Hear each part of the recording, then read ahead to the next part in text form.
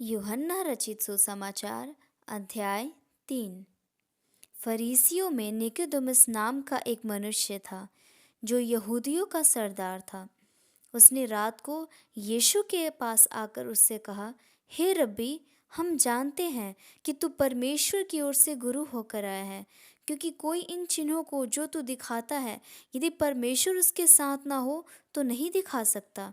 यीशु ने उसको उत्तर दिया, मैं तुझसे सच सच कहता हूँ, यदि कोई नए सिरे से न जन्मे तो परमेश्वर का राज्य देख नहीं सकता।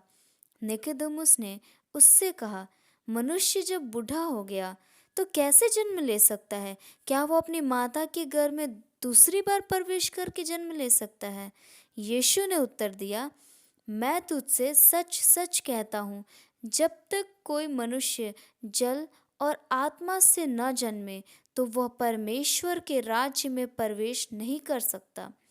क्योंकि जो शरीर से जन्मा है वह शरीर है, और जो आत्मा से जन्मा है वह आत्मा है। अचंभा ना कर कि मैंने तुझसे कहा, तुझे नए सिरे से जन्म लेना अवश्य है। हवा जिधर चाहती है उधर चलती है, और तू उसका शब्द सुनता है, परंतु नहीं जानता कि कहाँ से आती और किधर को जाती है। जो कोई आत्मा से जन्मा है वह ऐसा ही है। निकोदेमुस ने उसको उत्तर दिया, ये बातें कैसे हो सकती हैं? यह सुनकर यीशु ने उससे कहा, तो इज़राइलियों का गुरु होकर भी क्या इन बातों को नहीं समझता? मैं तुझसे सच सच कहता हूँ, हम जो जानते हैं वो कहते हैं, और जिसे हमने देखा है उसकी गवाही देते हैं, और तुम हमारी गवाही ग्रहण नहीं करते। जब मैंने तुमसे पृथ्वी की बातें कही और तुम विश्वास नहीं करते, तो यदि मैं तुमसे स्वर्ग की बातें कहूँ तो फिर कैसे विश्वास करोगे? कोई स्वर्ग पर नहीं चढ़ा, केवल वही जो स्वर्ग से उतरा, अर्थात मनुष्य का पुत्र जो स्वर्ग में है। और जिस रीति से मूसा ने जंगल में सांप को ऊंचे पर चढ़ाया, उसी रीति से अवश्य है कि मनुष्य का पुत्र भी ऊंचे पर चढ़ाया जाए, ताकि जो कोई उस पर विश्वास करे वह अनंत जीवन पाए। क्योंकि परमेश्वर ने जगत से ऐसा प्रेम रखा कि उसने अपना इकलौता पुत्र दे दिया, ताकि जो कोई इस पर विश्वास करे वह नष्ट न हो, परंतु अनंत जीवन पाए।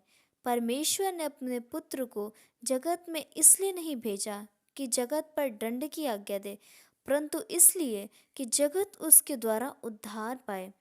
जो उस पर विश्वास करता है उस पर दंड की आज्ञा नहीं होती, परंतु जो उस पर विश्वास नहीं करता वो दोषी ठहर चुका, इसलिए कि उसने परमेश्वर के इकलौते पुत्र के नाम पर विश्वास नहीं किया।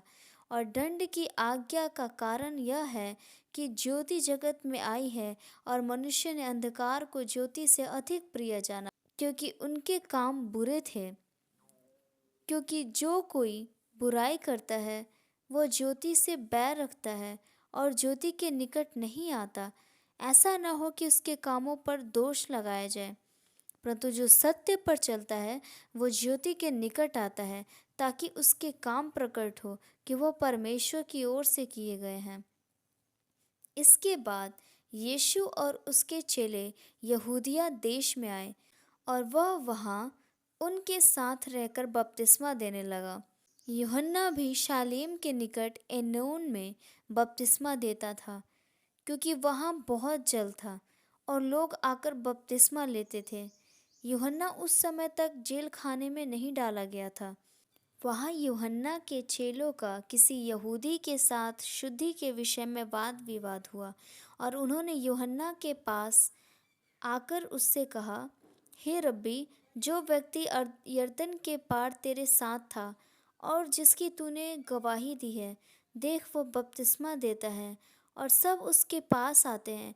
यूहन्ना ने उत्तर दिया, जब तक मनुष्य को स्वर्ग से न दिया जाए तब तक वह कुछ नहीं पा सकता। तुम तो आप ही मेरे गवाह हो कि मैंने कहा, मैं मसीह नहीं परंतु उसके आगे भेजा गया हूँ। जिसकी दुल्हन है वही दूल्हा है, परंतु दूल्हे का मित्र जो खड़ा हुआ उसकी सुनता है, दूल्हे के शब्द से बहुत हर्षित होता है। अब मेरा यह हर्ष पूरा हुआ है। अवश्य है कि वह बढ़े और मैं घटूं। जो ऊपर से आता है वो सर्वोत्तम है, जो पृथ्वी से आता है वो पृथ्वी का है और पृथ्वी की ही बातें कहता है। जो स्वर्ग से आता है वो सबसे ऊपर है। जो कुछ उसने देखा और सुना है उसकी गवाही देता है। जो कोई उसकी गवाही ग्रहण नहीं करता, जिसने उसकी गवाही ग्रहण कर ली, उसने इस बात पर छाप लगा दी कि परमेश्वर सच्चा है, क्योंकि जिसे परमेश्वर ने भेजा है वो परमेश्वर की बातें कहता है, क्योंकि वह आत्मा नाप नाप कर नहीं देता। पिता पुत्र से प्रेम रखता है और उसने सब वस्तुएं उसके हाथ में दे दी है। जो पुत्र पर विश्वास करता है अनंत जीवन उसका है, परंतु जो पुत्र का नहीं मानता वह जीवन को नहीं देखेगा, परंतु परमेश्वर का क्रोध उस पर रहता है। आमीन।